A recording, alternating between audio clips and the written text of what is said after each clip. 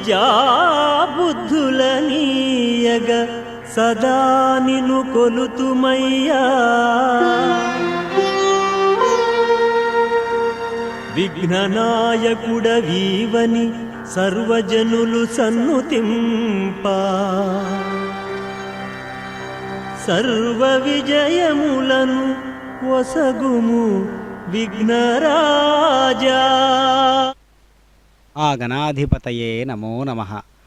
వినాయకుని మూషిక వాహన సేవ కపిల్ తీర్థం నుంచి తిరుమల తిరుపతి దేవస్థానముల వారు అత్యద్భుతంగా అతి మనోహరంగా ఉన్నటువంటి క్షేత్రాలన్నిటినీ కూడా శ్రీ వెంకటేశ్వర భక్తి ప్రసార మాధ్యమం ద్వారా ప్రపంచానికి పరిచయం చేసేటట్లుగా, ప్రపంచానికి ఈ విధమైనటువంటి ఆదర్శవంతమైనటువంటి ఆధ్యాత్మికమైన సనాతన వారధిగా పనిచేస్తున్నటువంటి ఈ యొక్క దివ్యమైనటువంటి ప్రక్రియ ఎంతో ఆదర్శనీయవంతమైనటువంటిది మనకు గోచరిస్తున్నది. ఆ ప్రక్రియలో మూషిక వాహన సేవ తిరుపతి క్షేత్రంలో అత్యద్భుతమైనటువంటి కపిల తీర్థం అనేటటువంటి దివ్యమైన మహాశివాలయం ఒకటి ఉన్నది. అందులో మహాగణపతి యొక్క దివ్య తత్వం ఎంత సుందరంగా ఉంటుంది అంటే అది మాటలతో వర్ణించడానికి వీలు కాదు. అలాంటి పరమాత్మ కపిల తీర్థం నుంచి మనకు దర్శనమిస్తూ ఉన్నారు. తిరుపతి క్షేత్రం నుంచి ఎంతో ప్రకృతి రమణీయతతో కూడినటువంటి కపిల తీర్థం తిరుమలలో ఉన్నటువంటి అనేక పవిత్రమైనటువంటి తీర్థాల యొక్క సారమంతా కూడా కపిల తీర్థంగా మనం చెప్పుకోవచ్చు. అలాంటి కపిల తీర్థం నుంచి సాక్షాత్తు మహాగణపతి మనకు దర్శనమిస్తూ ఉన్నారు.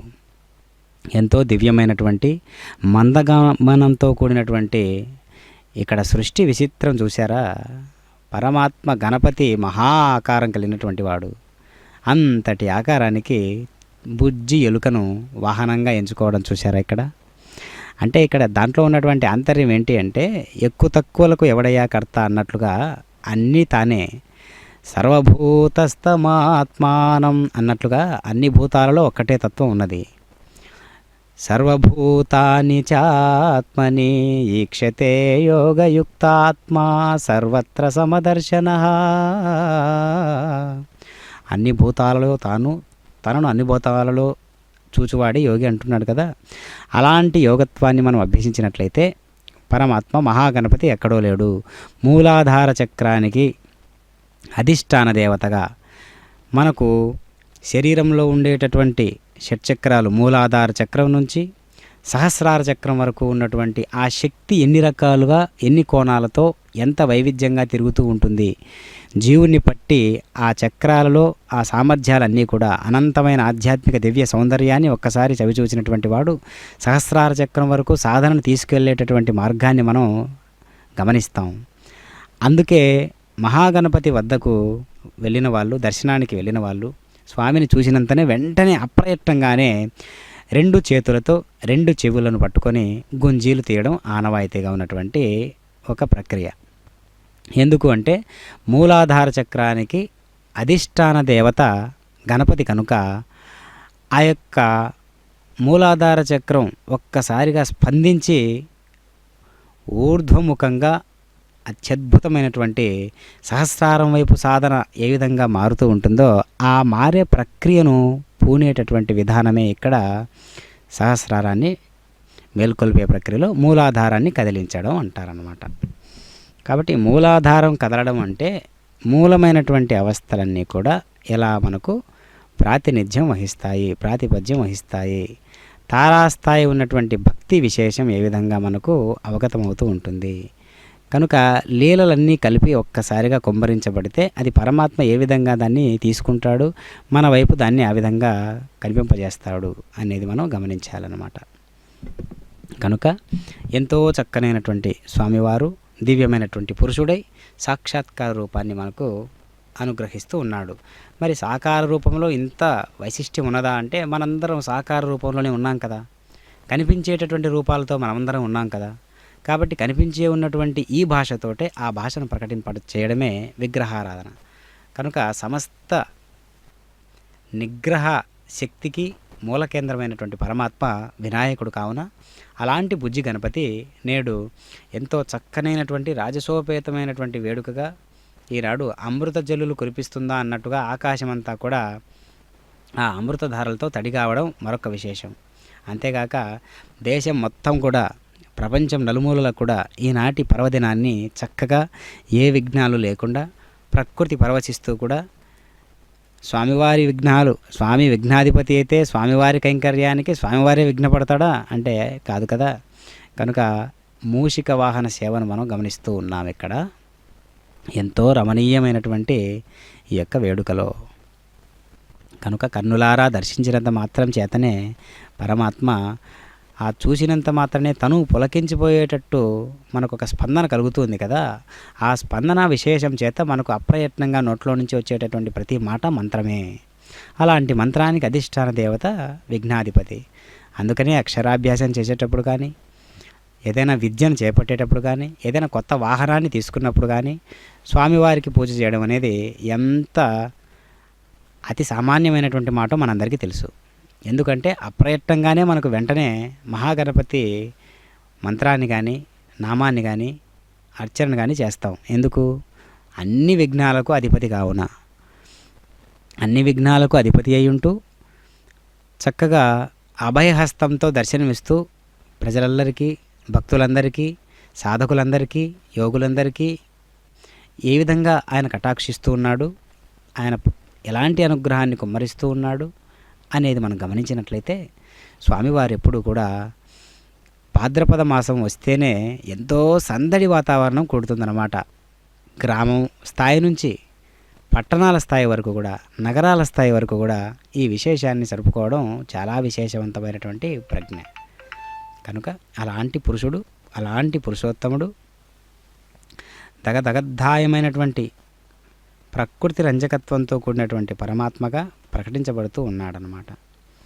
కావున నేడు ఈ యొక్క వైనాన్ని మనం దర్శించినట్లయితే అది ఎప్పుడూ కూడా మనలో ఆంతర్యంగా ఉన్నటువంటి స్వరూపమా అని గమనించినట్లయితే స్వామివారు ఎప్పుడూ కూడా అలాంటి చింతన కలిగించడానికి వీలు చేసుకుంటూ ఉంటాడనమాట. భక్తులైనటువంటి వారికి ఈ చింతన ఉన్నదా లేదా, ఇలాంటి చింత భక్తులకు ఉన్నదా లేదా అని గమనిస్తూ ఉంటాడు. అలా గమనింపులో భాగంగానే మనందరి యొక్క దృష్టి స్వామివారి వైపును ఏ విధంగా చూస్తూ ఉంటుంది. స్వామివారు మనల్ని చూస్తున్నాడా లేదా అనేది మనకు ముఖ్యం. మనం స్వామిని చూస్తున్నాం అనేది కాదు. ఇక్కడ మనం ఓయములు అర్పించి ధ్యానింతు నిన్ను, పత్రితో పూజించి ప్రణతులర్పింతు, గరికతో పూజించి గరిమ పొగిడేను, నారికేళము నీకు నైవేద్యమయ్యా, కుడుములు ఉండ్రాళ్ళు కడుపార తినరా,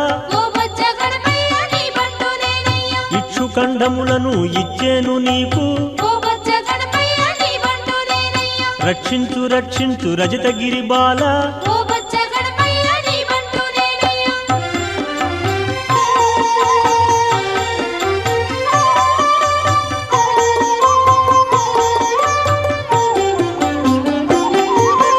నీ నామ పఠనమే నిగమ పఠనము, నీ గుణగానమే నిత్య యజ్ఞము, నీ కథాశ్రవణమే నిత్యవ్రతమయ్యా,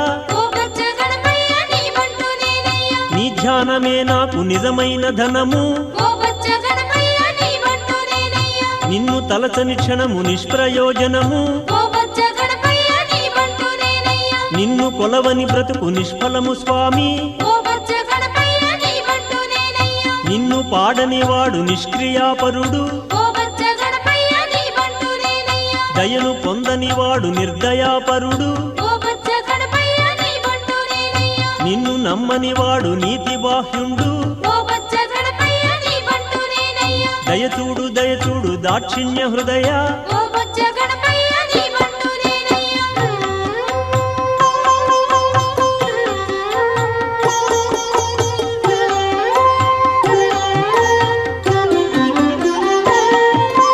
గంగాధరుడు తండ్రి కరుణా సముద్ర, చంద్రచూడు తండ్రి చల్లని తండ్రి, స్మరహరుడు జనకుడు జితకుసుమాస్త్ర,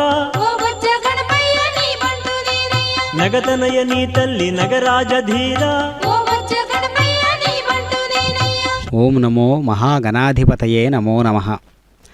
ఎంతో రాజసోపేతమైనటువంటి ఆసనాన్ని సిద్ధింపజేసుకొని స్వామివారు మనకు దర్శనమిస్తూ ఉన్నారు కపిల తీర్థం నుంచి. దివ్యమైనటువంటి ఆధ్యాత్మిక రాజధాని అయినటువంటి కపిలేశ్వర స్వామి వారు ఉండడానికి ఎంతో చక్కనైనటువంటి వాతావరణాన్ని సమకూర్చుకొని ఆధ్యాత్మిక రాజధాని అయినటువంటి తిరుపతి క్షేత్రంలో స్వామివారు వెలిసి ఉన్నటువంటి సందర్భాన్ని మనం గుర్తు చేసుకుంటూ ఆ కపిల తీర్థంలోనే దివ్యమైనటువంటి గణాలకు అధిపతి అయినటువంటి పరమాత్మ విఘ్నరాజును మనం దర్శించుకుంటూ ఉన్నాం. స్వామివారు చక్కనైనటువంటి సురద్రూపంతో స్వర్ణ సింహాసనాన్ని అధిష్ఠించి రకరకాల పుష్ప విశేషాదులతో అత్యద్భుతమైనటువంటి రాజకిరీటాన్ని ధరించి గణాలన్నిటికీ ఇదిగో నేనే గణపతిని కదా అనేటటువంటి టీవీతనంతో మనకు దర్శనమిస్తూ ఉన్నారు పరమాత్మ. కనుక విఘ్నాధిపతి అయినటువంటి గణపతి ఈనాటి వినాయక చవితిలో ప్రత్యేకమైనటువంటి దేవతా క్షేత్రాలన్నిటి కూడా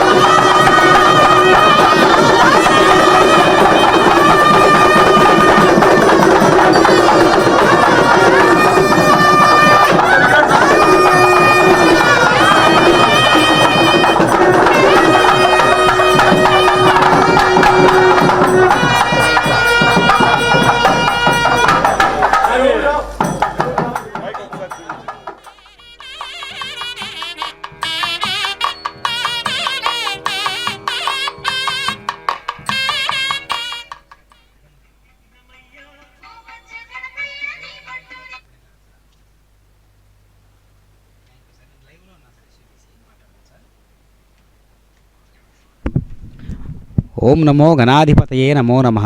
కపిల తీర్థం నుంచి స్వామివారు వేంచేస్తూ ఉన్నటువంటి సందర్భాన్ని మనం గమనించవచ్చు. స్వామివారు ఎంతో చక్కనైనటువంటి సేవలు అందుకుంటూ మనకు దర్శనమిస్తూ ఉన్నారు.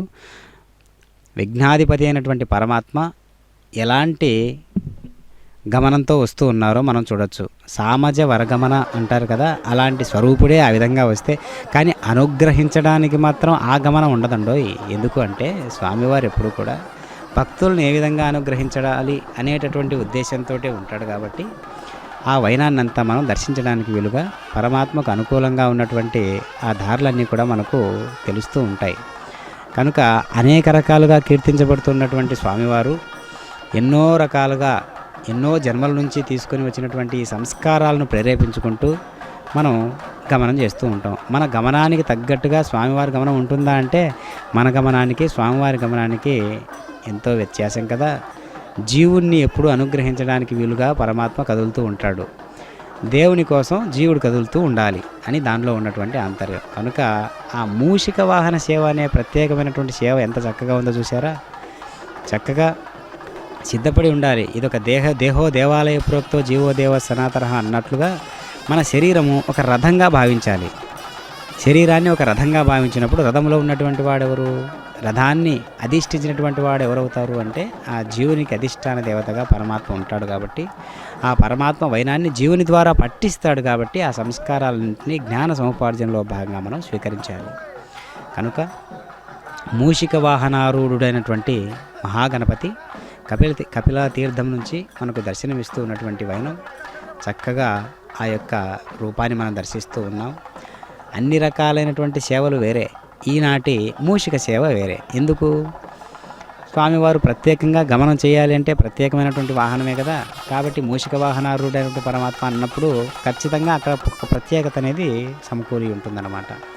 అందుకనే కొన్ని విగ్రహాలలో వినాయక పందిళ్ళలో ఆ మూషిక వాహనం అనేటటువంటి దాన్ని ఎక్కువగా మూషిక వాహన తత్వాన్ని ఎక్కువగా చూపిస్తూ కొన్ని మండపాలు కనిపిస్తూ ఉంటాయన్నమాట. అలాంటి పరమాత్మ నేటి కాలమాన పరిస్థితులను బట్టి వినాయక చవితిని ఎన్ని రకాలుగా జరుపుకుంటూ ఉన్నారు, అప్పుడెప్పటి నుంచో ఆది నుంచి ఏ రకమైనటువంటి ఉత్సవాలతో ఏ రకమైనటువంటి సందలతో చేసుకుంటూ ఉన్నారో ఆ సందడికి ఏమాత్రం తగ్గకుండా ఇంత యాంత్రిక ప్రపంచం వచ్చినప్పటికి కూడా, అనేక రకాలుగా యాంత్రికంగా ఇంత అభివృద్ధి చెందినప్పటికీ కూడా ఇంత గొప్ప ఉత్సవాలను జరుపుకుంటూ పండుగ వాతావరణాన్ని ఇంత గణనీయంగా జరుపుకోవడం అనేది నిజంగా ఇంకా ఆ భక్తి భావాలు ఉన్నాయని మనకు అర్థమవుతూ ఉన్నది కదా. అలాంటి విశేషాలను మరింత పెంచి చూపించేటటువంటి కోణం ఏంటి అంటే శ్రీ వెంకటేశ్వర భక్తి ప్రసార మాధ్యమము.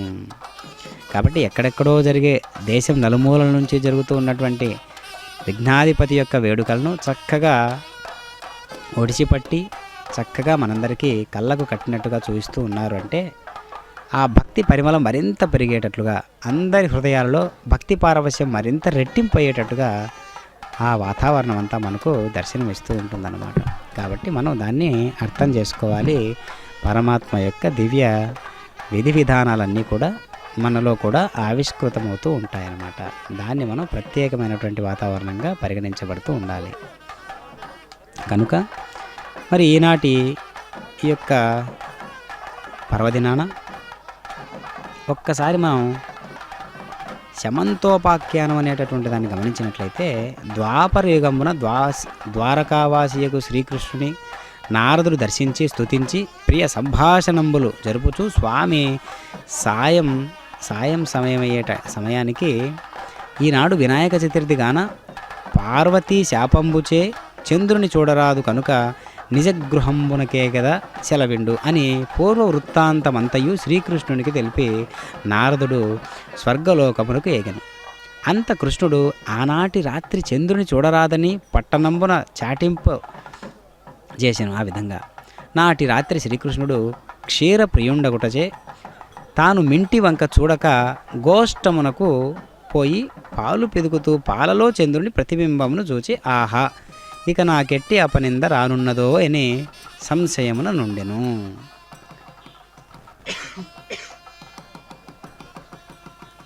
ఆ విధమైనటువంటి సంశయమున ఒక్కసారి శ్రీకృష్ణ పరమాత్మ ఉండెను.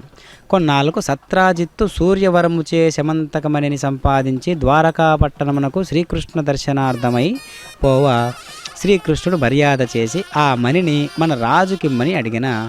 ఈ మణి రోజుకు 8 బారువుల అంటే 1000 మనుగులు బంగారం ఇచ్చును, నేను ఇవ్వను అనగా పోనిమ్మని ఊరకుండే. అంత ఒకనాడు సత్రాజిత్తు తమ్ముడైనటువంటి ప్రసేనుడు ఆ శమంతకమణిని కంఠమున ధరించి అడవికి వేటకు వెళ్ళగా ఒక సింహము ఆ మణిని మాంసఖండమని భ్రమించి వారిని చంపి ఆ మణిని కొనిపోవుచుండగా ఒక భల్లూకము ఆ సింహమును దునిమి మణిని తీసుకుని తన కొండ బెలములో తొట్టిలో పవలించియున్న తన కుమార్తెయకు జాంబవతికి ఆట వస్తువుగా నొసంగెను. మరునాడు సత్రాజిత్తు తమ్ముని మృతి విని కృష్ణుడు మణి ఇవ్వలేదని నా సోదరుడు చంపి రత్నము అపహరించానని పట్టణమున చాటే. అది విన్న కృష్ణుడు నాడు క్షీరమున చంద్రబింబమును చూచిన దోషఫలము అని ఎంచి దానిని బావుకొన బంధు సమేతుండై అరణ్యమునకు పోయి వెదకగా ఒకచోట ప్రసేనుడి కలేబరమును సింగపు కాలిజాడలను పిదప భల్లూక చరణ విన్యాసమును కనిపించెను. ఆ దారి బట్టి పోవుచుండగా ఒక పర్వత గుహ ద్వారంబు కని పరివారమును అచట విడిచి కృష్ణుడు గుహలోపలికేగి అచట బాలిక ఉయ్యాలపై కట్టుబడి ఉన్న మణిని చూచి అచ్చటికి పోయి ఆ మణిని చేతపుచ్చుకొని వచ్చుచున్నంతనే ఉయ్యాలలోని బాలిక ఎడవసాగాను. అంత దారియును వింత మనిషి వచ్చెననుచు కేక వేశాను. అంత జాంబవంతుడు రోషావేశుండై వచ్చి శ్రీకృష్ణునిపై పడి అరచుచు నఖంబులతో అంటే గ్రోళ్లతో గ్రుచ్చుచు కోరలతో కొరుకుచు ఘోరముగా యుద్ధము చేయసాగాను. కృష్ణుడును అతడిని పడద్రోసి వృక్షముల చేతను రాళ్ల చేతను తుదకు ముష్టిఘాతముల చేతను పగలు రాత్రులు ఎడతెగక 28 రోజులు యుద్ధము చేశాను. అంత జాంబవంతుడు క్షీణబలుండై దేహమంతా గాయాలతో భీతి చెందుతూ తన బలాన్ని హరింపజేసిన పురుషుడు రావణ సంహార్యకు శ్రీరామచంద్రునిగా గుర్తించి అంజలి ఘటించి సేవాదిగా భావించారు.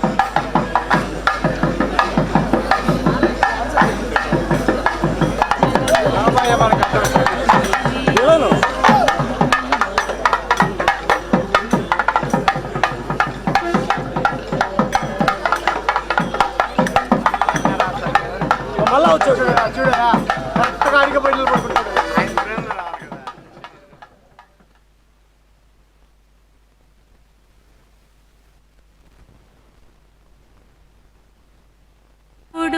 వచ్చెను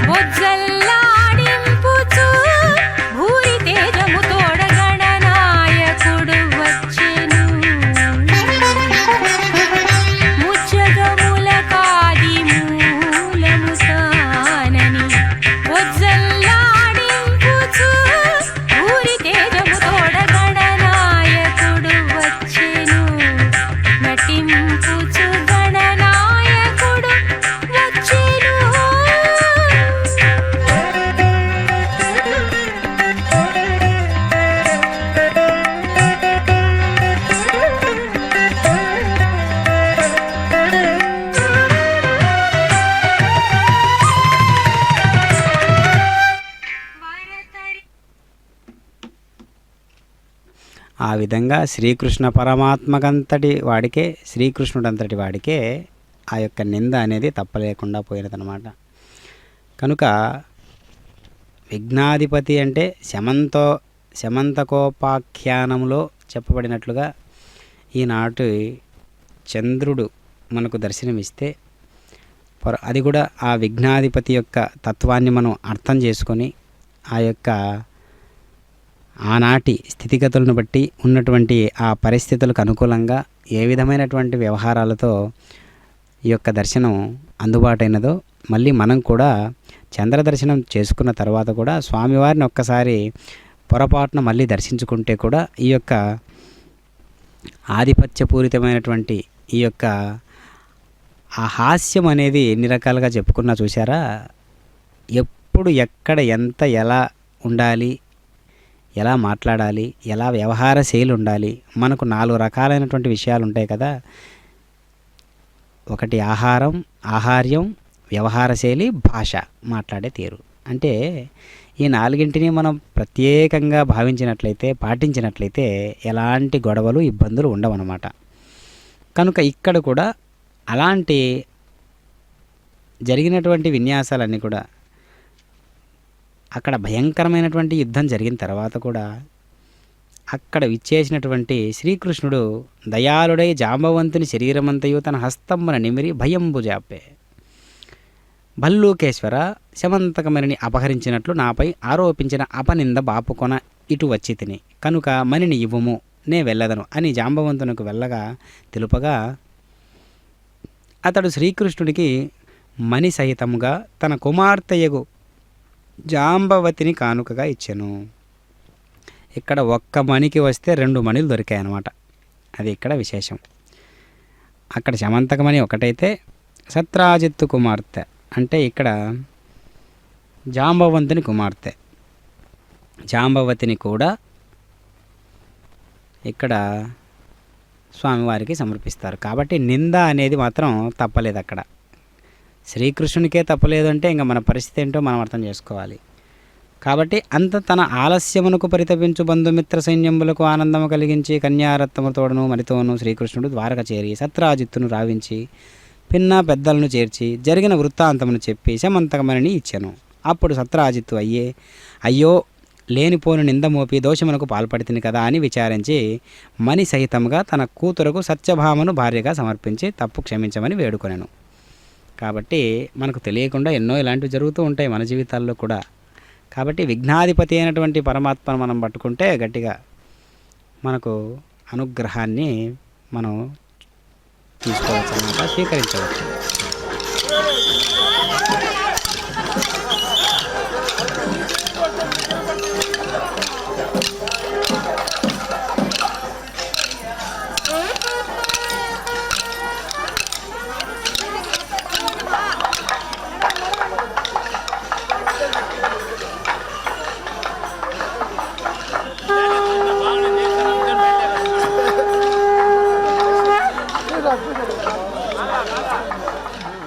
गणपति श्री महागणपति श्री महागणपति श्री महागणपति श्री महागणपति श्री महागणपति शिवकामेश्वरी सुतं श्री महागणपति शिवकामेश्वरी सुतं श्री महागणपति शिवकामेश्वरी सुतं श्री महागणपति शिवकामेश्वरी सुतं श्री महागणपति शिवकामेश्वरी सुतं श्री महागणपति शिवकामेश्वरी सुतं श्री महागणपति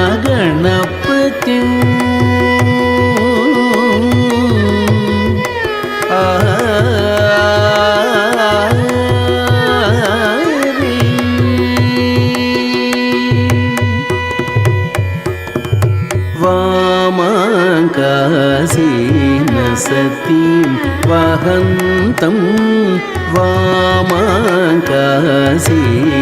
सतीं वहन्तं वामाङ्कासीन सतीं वहन्तं व्रातपतिं वामाङ्कासीन सतीं वहन्तं व्रातपतिं वामाङ्कासीन सतीं वहन्तं व्रातपतिं तामसादिगुणरहितं तत्त्वमस्यादिरूपं तामसादिगुणरहितं तत्त्वमस्यादिरूपं तामसादिगुणरहितं तत्त्वमस्यादिरूपं పమరి మరి సరి మపమ పరి సని సద దాని పదని సాని సరి సని రి సని పదని ప మపని సరి మరి మ సరి స నిరి సని దాని పమప ని పమరి సని రి స దని ప శ్రీ महागणपति शिवकामेश्वरी सुतं श्री महागणपति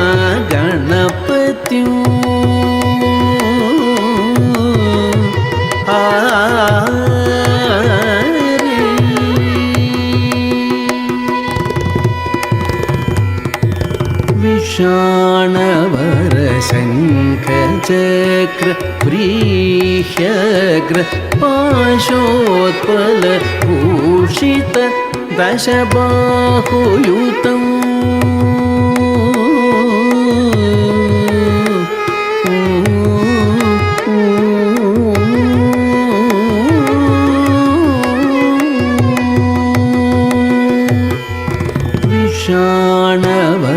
शङ्खचक्र व्रीह्यग्रपाशोत्पलभूषित दशबाहुयुतं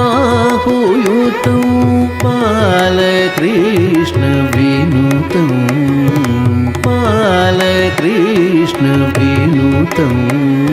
अशेषमहामहिमयुतं बालकृष्णविनुतम् अशेषमहामहिमयुतं सेवकजनकल्पतरुं मूषकवाहनं